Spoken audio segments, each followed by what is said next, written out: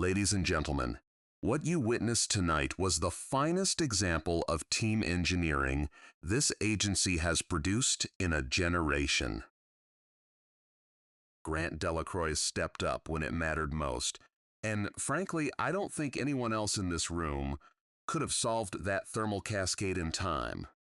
3 miles away, in a small rented house on Bankhead Highway, a man sat alone at his kitchen table, watching that press conference on a laptop propped against a stack of unwashed coffee mugs, a spiral notebook open in front of him, its pages dated and time-stamped, going back 2 years, 3 months, and 11 days. What none of the reporters in that press room knew, what even most of the flight directors standing behind that podium didn't fully understand yet, was that every single command sequence that had actually saved the crew of Artemis Horizon 4 had been typed, in real time, from a laptop in that same kitchen. By a man the agency had quietly stopped inviting to meetings 2 years earlier. My name is Elias Thorne. I'm 47 years old. For most of my career, I believed one simple thing. Good engineering doesn't need credit to be true. I still believe that. I just learned, the hard way, that believing something doesn't stop other people from deciding they'd rather own it than admit where it actually came from. On a Tuesday night in March, I sat in my kitchen in Huntsville, Alabama, 17 miles from the Marshall Space Flight Center campus, where I'd worked for 19 years, and watched a man I used to mentor take credit on national television for solving a problem I had warned the agency about in writing 2 years earlier, a problem I had personally, quietly, anonymously fixed 6 hours earlier while 3 astronauts orbited 230 miles above a moon they very nearly weren't going to make it home from. I want to be honest about something before we go any further. I didn't do what I did that night for recognition. I did it because I've spent 19 years of my life caring more about whether the math is right than about whose name ends up next to it. But I'd be lying if I told you that watching Grant Delacroix stand at that podium 6 hours after reading my calculations off a screen he didn't fully understand and call it his own instinct didn't do something to me that no amount of professional detachment could fully absorb. Psychologists have a term for the particular ache of watching someone else receive credit for work only you can verify was yours. They call it invisible authorship strain, the specific psychological cost of being the sole witness to your own competence in a system that only rewards visible credit. I'd been carrying that strain quietly for 2 years. By the time Artemis Horizon 4 nearly didn't come home, that night it finally had somewhere to go. Let me take you back to where this actually started, because a single night in mission control only makes sense once you understand the 2 years that came before it. I joined Marshall Space Flight Center as a propulsion systems engineer at 28, one of the youngest specialists ever brought onto the Artemis Guidance Integration Team, and for 14 years I built a reputation as the engineer other engineers called when a system behaved in a way nobody could fully explain. My specialty was thermal cascade failure modeling, the specific, unglamorous science of predicting exactly how a spacecraft's systems fail in sequence when one component overheats and starts a chain reaction nobody planned for. It's the kind of work that only gets noticed when it goes wrong, and I'd built my entire career on making sure it never did. 3 years ago, during pre-flight validation testing for the heat shield and thermal regulation system on what would eventually become the Artemis Horizon program, I identified an anomaly in the cascade failure modeling that nobody else on the team had flagged. under a specific rare combination of solar exposure angle and propulsion burn timing. The thermal regulation system had roughly an 11% chance of entering what I called, in my formal report, an unrecoverable cascade state, a chain of thermal failures that could, in the worst documented scenario, compromise the crew module's environmental systems mid-mission. I wrote a 14-page technical memo laying out the anomaly, the modeling data behind it, and 3 proposed mitigation pathways, each requiring modest software revisions and roughly 6 weeks of additional testing before the next scheduled launch window. I submitted it through the standard review chain in October, 18 months before Artemis Horizon 4 would eventually fly. What I didn't know at the time, what I wouldn't learn until much later, was that my memo landed on the desk of a newly appointed program director named Vance Whitfield at almost exactly the moment the agency was under intense political pressure to hold the launch schedule, congressional funding hearings looming, a competing private aerospace company nipping at NASA's public narrative about American leadership in space. A 6-week delay at that particular moment was not merely an inconvenience. It was, in the language I'd later hear used in a closed-door hearing, a narrative risk. Grant Delacroix was 34 then, ambitious, sharp, likable, in the specific way that gets a person promoted quickly in large institutions. A systems integration lead 2 rungs below me on paper, but with considerably more comfort navigating the agency's political currents than I ever had or wanted. 6 weeks after I submitted my memo, I was called into Vance Whitfield's office and told plainly that my role on the Artemis Horizon guidance team was being restructured. My concerns about the thermal cascade modeling, Whitfield told me, had been reviewed by an independent panel and deemed low probability, not warranting a schedule adjustment. I was being reassigned to a secondary systems monitoring role, effective immediately. Grant Delacroix was named lead propulsion integration engineer the same week. I remember that meeting in specific, uncomfortable detail. Whitfield's office had a framed photograph of the Apollo 11 launch on the wall behind his desk, and I remember staring at it while he talked, thinking about how differently that particular mission's engineers had been allowed to treat an inconvenient anomaly 40 years earlier. He didn't raise his voice. He didn't frame it as a punishment. He used words like realignment and institutional bandwidth and forward momentum, the specific vocabulary large organizations use when they want a decision to sound procedural rather than personal. I asked him directly whether my technical findings had been disputed on their merits. He told me the independent panel's report would be available through the standard document request process, a process that I'd later learn took most employees 11 months to complete, and that I never actually received a substantive response to until the Inspector General's investigation surfaced it 18 months later.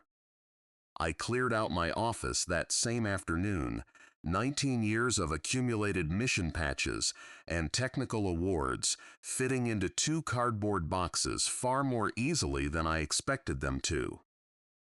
Danielle Reyes, 26 years old at the time, barely 2 years into her career under my direct mentorship, found me in the hallway carrying those boxes and asked quietly whether this was really happening.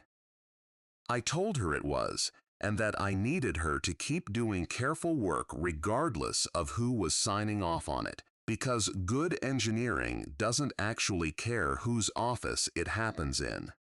I didn't fully believe my own advice that afternoon.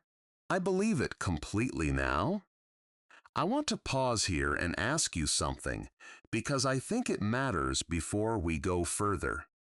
If you'd spent 14 years building your professional reputation on being the person who catches the failure nobody else sees, and then watched that exact expertise get quietly dismissed the one time it actually mattered, would you have fought the decision publicly? Or would you have done what I did, kept your data, kept quiet, and waited to see what happened? Type 1 if you'd have fought it immediately. Type 2 if you'd have waited and documented everything instead. Or tell me, has your own careful work ever been dismissed by someone with less experience but more comfort in a room full of decision makers? Because what happens next, 6 hours before dawn 18 months later, will make you rethink everything you just answered. My father, Desmond Thorne, worked as a structural engineer on the Space Shuttle program for 26 years, retired now, living in a modest ranch house 40 minutes outside Huntsville, where he spends most of his time restoring a 1967 Mustang he's been rebuilding, by his own admission, badly and slowly, for going on a decade. I drove out to see him the weekend after my reassignment was finalized, sat with him in his garage while he worked on the Mustang's carburetor, and told him everything: the memo, the dismissal, the reassignment, the specific quiet humiliation of watching a man I'd trained take my old office. He didn't say much at first, just kept working on that carburetor, hands steady, the way he'd approached most hard conversations my whole life. Then he wiped his hands on a rag and said something I've thought about nearly every day since. "Son," he said, "I spent 26 years on that program, and I watched good engineers get overruled by bad timing more times than I can count. The math doesn't care about the calendar." But here's the thing nobody tells you when you're young and sure of yourself: being right doesn't expire. You keep your data clean, you keep your name on your own work, and you let the math wait for the moment it's finally allowed to matter. It always eventually gets its moment. The only question is whether you're still standing there, ready when it comes. I didn't fully understand what he meant that afternoon. I understood it completely. 18 months later, at 2:47 in the morning, watching a telemetry feed on my home laptop show exactly the cascade failure signature I'd described in a memo nobody had wanted to hear. Psychology note. What Desmond was describing to his son is a form of long-horizon resilience, the capacity to hold on to the validity of one's own judgment across a period of institutional dismissal, without either abandoning that judgment or letting resentment corrode the discipline required to act correctly once vindication finally arrives. It is, psychologists note, one of the harder emotional skills to sustain because it requires patience without passivity. For the following 18 months, I did something I never announced to anyone at Marshall, not even my wife Colleen at first. I kept my own private modeling environment running on a home server in the garage, using publicly available orbital mechanics data and my own archived thermal cascade equations, continuing to refine the exact mitigation pathway I'd proposed in my original memo, treating it less like a grievance and more like an unfinished proof I intended to eventually complete correctly, whether or not anyone in a position of authority ever asked to see it. I also quietly began consulting on evenings and weekends for a small private aerospace propulsion startup out of Decatur called Halcyon Dynamics, run by two former Marshall colleagues who'd left the agency years earlier out of frustration with exactly the kind of institutional caution I was now living inside of. I never told anyone at Marshall about the consulting work, Partly because agency conflict of interest rules required careful disclosure, I wasn't certain my reassigned status would survive. And partly, if I'm honest, because Halcyon was the only place left in my professional life where my judgment was still fully trusted without qualification. My son Marcus was 14 the year I got reassigned, old enough to understand, in the blunt way teenagers understand institutional unfairness, that something had happened to his father that wasn't right. He'd grown up telling other kids at school that his dad built rockets, and for a while after the reassignment, he stopped saying it, which hurt more than almost anything Vance Whitfield or Grant Delacroix ever said to my face directly. I remember one evening in particular, about 4 months into the reassignment, when Marcus came home from a school career day visibly upset, and it took me most of dinner to get him to tell me why. A guest speaker, a Marshall employee he didn't recognize, had given a presentation about the Artemis Horizon program's propulsion systems, and Marcus, proud in the way 14-year-olds still allow themselves to be proud of their parents, had raised his hand and mentioned that his dad worked on exactly that system. The speaker, not unkindly, had simply said he didn't recognize my name and moved on to the next question. Marcus sat with that in front of 30 classmates and came home carrying it like something heavier than it should have needed to be. I didn't have a good answer for him that night. I told him the truth, which was that sometimes the people who do the most careful work aren't the ones standing at the front of the room, and that didn't make the work any less real or any less his to be proud of. I don't think he fully believed me. I'm not certain I fully believed myself saying it. 18 months into my reassignment, on a Tuesday evening in early March, I got a text message from a number I recognized immediately, Danielle Reyes, a junior propulsion engineer I'd personally trained 6 years earlier, still working under Grant Delacroix on the Artemis Horizon 4 mission, currently 3 days from a scheduled translunar injection burn. The message was 4 words.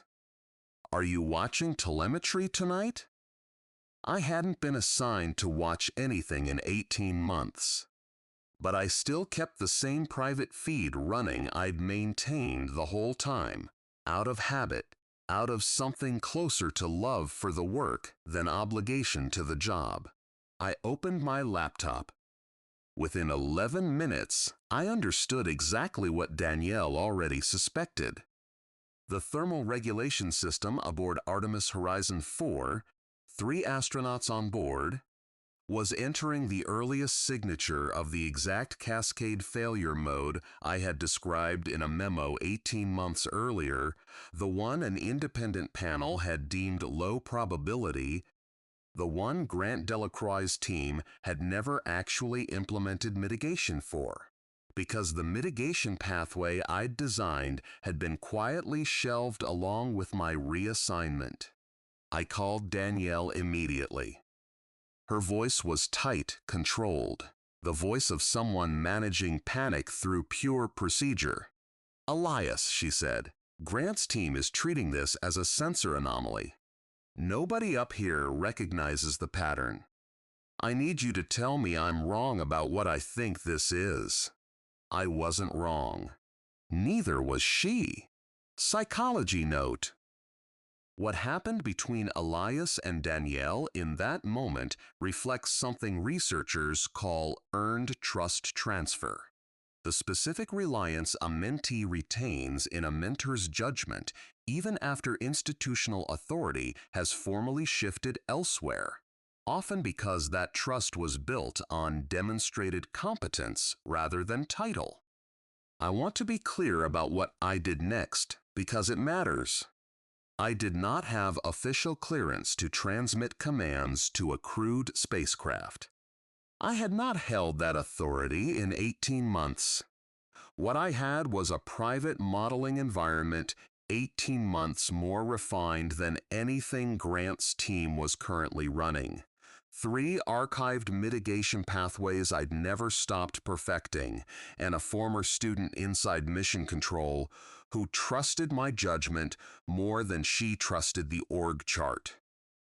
For the next 4 hours, working from my kitchen table while Colleen sat beside me, making coffee neither of us drank, I fed Danielle real-time calculations, time-stamped, logged, methodical, walking her through exactly which sequence of thruster micro-adjustments would interrupt the cascade before it reached the crew module's environmental systems.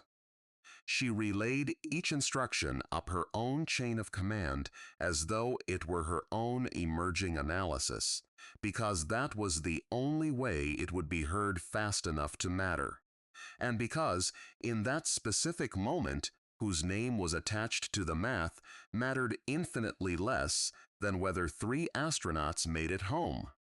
I want to walk you through those 4 hours in more detail, because I think the specifics matter more than the summary. At 2:58 a.m., I pulled up the archived thermal cascade model I'd been quietly refining for 18 months and cross-referenced it against the live telemetry feed. Danielle was relaying to me screenshot by screenshot since I had no official access of my own. The pattern matched my original modeling within a margin small enough to eliminate any real doubt. At 3:15, I told Danielle plainly that this was the 11% scenario from my old memo, and that she needed to get eyes on it that understood what they were looking at, because the standard sensor fault troubleshooting Grant's team was running would not resolve it, and might, if pursued much longer, actively worsen it by delaying the correct intervention window. At 3:41, Danielle texted back 4 words that I've thought about often since. They're not listening.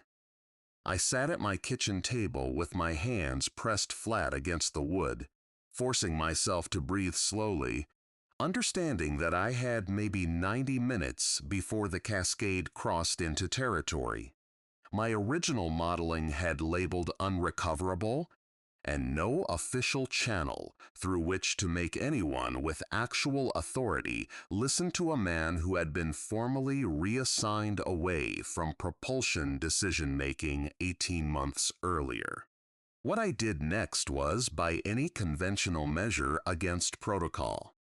I built out the full mitigation sequence myself, pathway 3 from my original memo, refined by 18 months of continued private modeling, and sent it to Danielle not as a suggestion but as a complete executable command sequence, time-stamped, formatted exactly the way an official mission control directive would be formatted, so that she could present it up her own chain of command as her own emerging analysis without anyone questioning its origin in the middle of an active crisis. I want to be honest about how it felt to do that.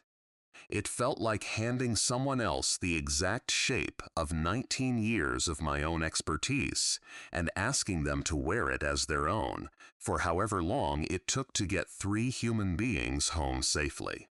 It felt necessary. It also, if I'm honest, felt like a small quiet grief all its own. At 6:14 in the morning, the telemetry feed stabilized. The cascade had been interrupted 11 minutes before it would have reached what my original memo had called the unrecoverable threshold. 3 astronauts 230 miles above a moon they had very nearly not made it back from were safe.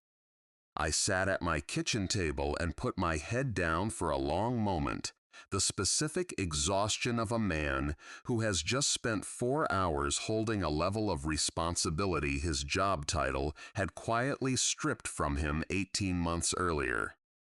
Colleen put her hand on my shoulder and didn't say anything, because there wasn't anything that needed saying yet. 12 hours later, I watched Grant Delacroix stand at a podium in front of a room full of reporters and call the exact sequence of thruster adjustments I had designed, an instinctive breakthrough under pressure that reflects the kind of engineering excellence this program was built on. He never mentioned Danielle Reyes by name.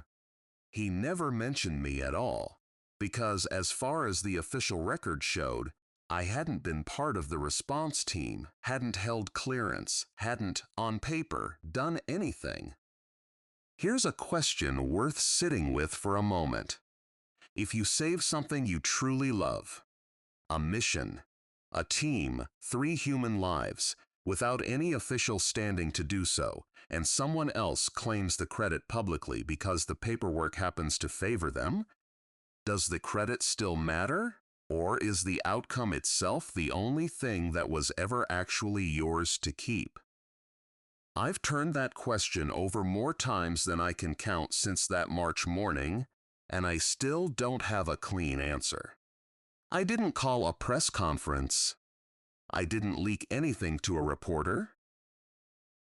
What I did instead the following morning was drive to Marshall Space Flight Center for the first time in 18 months and request a formal meeting with the agency's Office of Inspector General, an internal oversight body responsible for investigating exactly the kind of institutional irregularity I now had 18 months of time-stamped documentation proving.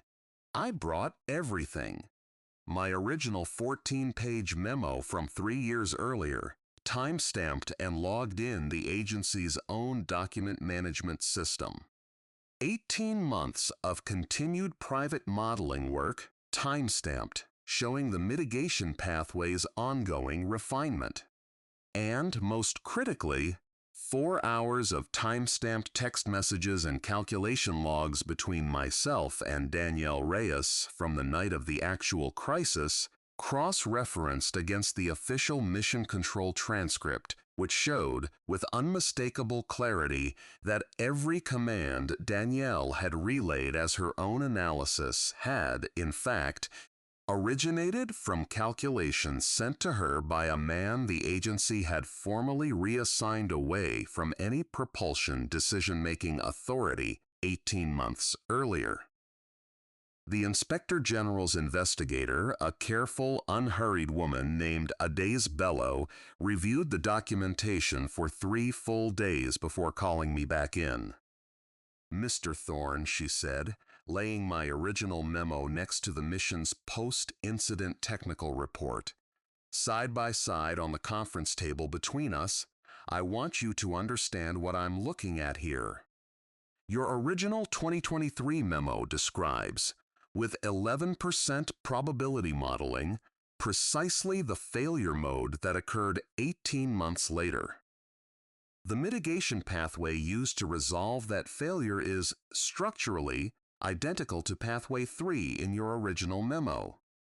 And this timestamp log shows that pathway being transmitted from your home IP address to Ms. Reyes's personal device 40 minutes before it appeared verbatim in the official mission control response log attributed to Mr. Delacroix's team."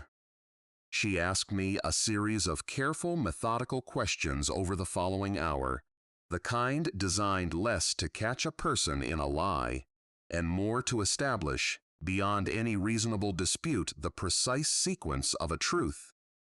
Had I discussed my continued private modeling work with anyone at Marshall during my reassignment? No, only with my wife and eventually with Halcyon Dynamics as disclosed consulting work. Had I ever requested reinstatement to my original role during those 18 months? Twice formally, both requests documented and denied without substantive explanation.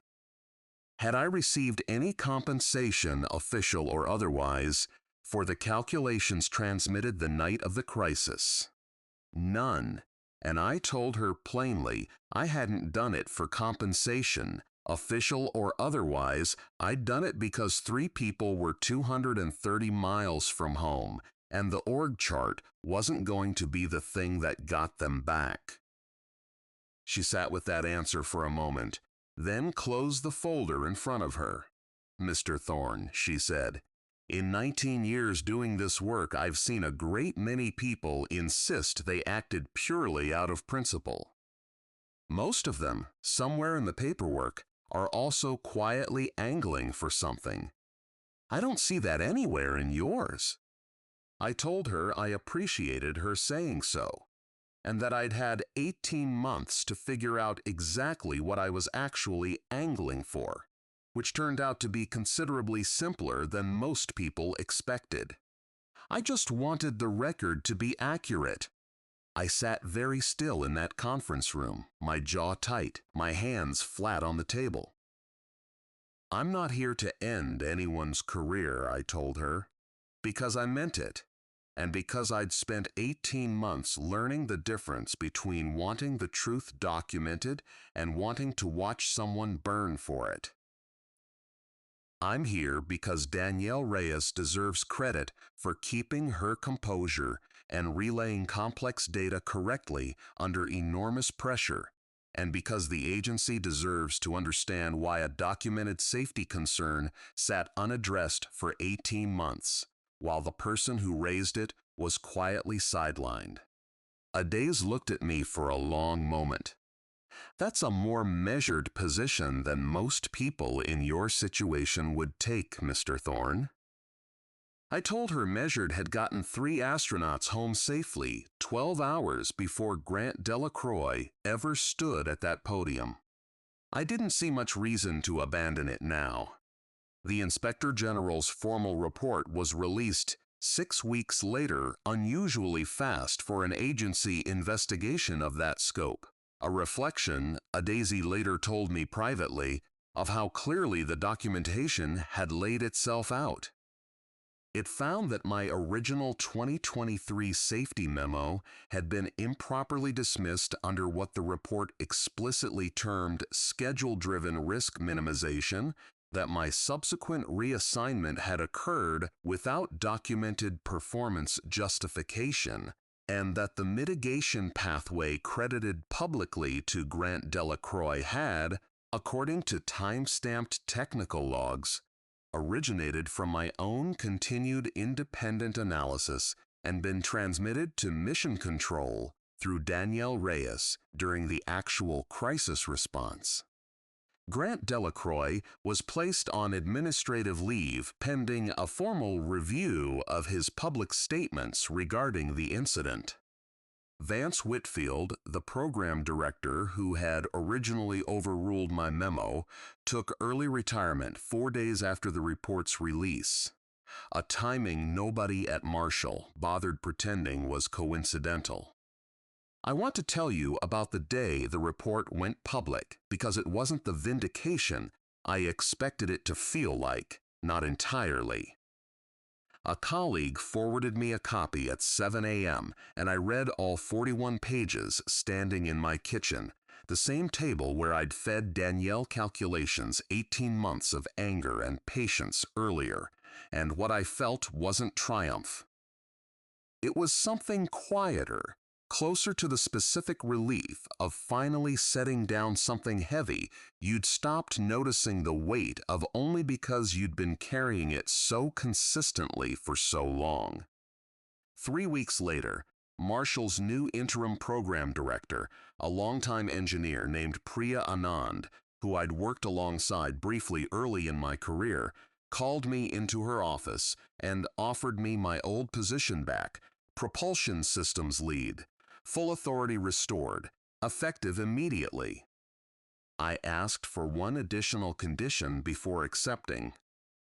I wanted Danielle Reyes formally recognized on the record for her composure and technical judgment during the crisis, independent of anything involving me, because what she'd done that night, relaying complex data flawlessly under extraordinary pressure, while managing a chain of command that didn't yet understand what was happening, deserved to stand entirely on its own.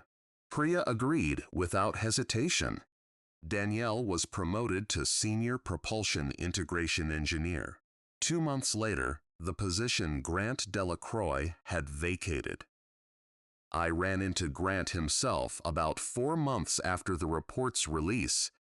At a technical conference in Orlando, neither of us had realized the other would be attending. He found me near the coffee station during a break between sessions, visibly uncertain whether to approach at all. "I owe you an actual conversation," he said. "More than the one-paragraph statement my lawyer let me release." I let him talk. He told me, haltingly, that he genuinely believed at the time that the independent panel's low probability assessment had settled the matter, and that by the time the mission was underway, taking credit for a solution he only partially understood had felt, in the moment, less like theft and more like simply doing what the job required of a person standing at that podium. I didn't fully believe every part of that explanation. I don't think Grant fully believed it either, saying it out loud to my face for the first time. But I told him what I'd told Adazy Bello months earlier. I wasn't interested in his career ending over this. I was interested in the truth being documented accurately enough that the next engineer with an inconvenient safety concern might actually get heard before 18 months, and a near catastrophe made it impossible to ignore any longer. Psychology note: what Grant was attempting in that conversation is sometimes called retroactive rationalization, constructing, often sincerely, a version of one's own motives that feels more defensible in hindsight than the motives likely were in the actual moment of decision. It rarely fully convinces the person doing the rationalizing either, which is often exactly what makes the conversation so uncomfortable to have honestly. I want to tell you about something that happened the following spring, because I think it completes this story better than the Inspector General's report ever could. Marshall held its annual Engineering Excellence Ceremony in April, and Danielle Reyes was awarded the agency's highest technical commendation for her actions during the Artemis Horizon 4 crisis. My son Marcus, 16 now, sat beside me in the audience, and when Danielle stood at that podium and specifically thanked, by name, the mentor who taught her that good engineering means trusting your own data, even when the room disagrees with you, I felt Marcus's hand find my shoulder in the dark of that auditorium, the same gesture his grandfather had made toward that Mustang's stubborn carburetor years earlier, patient, steady, certain the work would eventually get its moment. After the ceremony, in the lobby, a group of Marcus's own classmates, there for a school engineering showcase held the same evening, recognized his last name from the program and asked, with the specific bluntness of teenagers, whether he was related to the engineer from the Artemis Horizon story they'd all read about online. Marcus, without hesitation this time, said, "Yes, that's my dad," in a voice that carried clean across that lobby. No qualification, no softening, none of the quiet embarrassment I'd watched him carry for 18 long months. I didn't say anything. I don't think I trusted my voice to hold, standing there watching my son say my name out loud like it had never once needed defending. Desmond, my father, wasn't well enough by then to make the drive in for the ceremony, his knees having finally caught up with the decades of standing on shuttle assembly floors. But I drove out to his garage the following weekend and told him everything, the report, Danielle's commendation, Marcus in that lobby. He listened, working slowly on that same Mustang, still not finished after all these years, and when I was done, he just nodded and said, "Told you the math doesn't expire, son." Then he handed me a wrench and asked if I had 20 minutes to help him get that carburetor seated right. Finally, after all this time, and I did. This story reminds us of something most of us already know, but rarely say out loud. The truth doesn't need an audience to remain true. It just needs someone patient enough to keep it accurate until the moment finally arrives, when accuracy is the only thing left that actually matters. Maybe you know someone like Elias, quietly maintaining work nobody currently values. Maybe you've been sidelined yourself, told your caution was excessive, your data inconvenient, your judgment less important than someone else's timeline. If that's you, here's what I want you to do tonight. Not tomorrow, tonight. Find the piece of work you know is right, even though nobody around you currently agrees, and write down plainly on a single page exactly why you believe it, dated, specific, honest. Keep it somewhere you'll actually find again. Not to prove anything to anyone else yet, just so that when the moment finally comes, and it usually does eventually come, you'll have something solid enough to stand on, ready, the way my father always said the math eventually is. That is where real vindication lives. Not in a press conference, not in someone else's podium moment. It lives in the quiet, dated page you were patient enough to keep accurate the whole time nobody else was watching. The soul of these stories comes from human experience, careful expertise, and the quiet discipline of people who keep doing the work correctly even when nobody's crediting them for it. AI assisted only in language refinement, so that timeless lessons about patience, integrity, and earned recognition could move and resonate with viewers everywhere. Production team. Story and screenplay by Desmond Achebe. Character development and visual conceptualization by Priya Lindgren. Video scripting and scene adaptation by Callum Reyes. A dedicated team committed to bringing this story to life.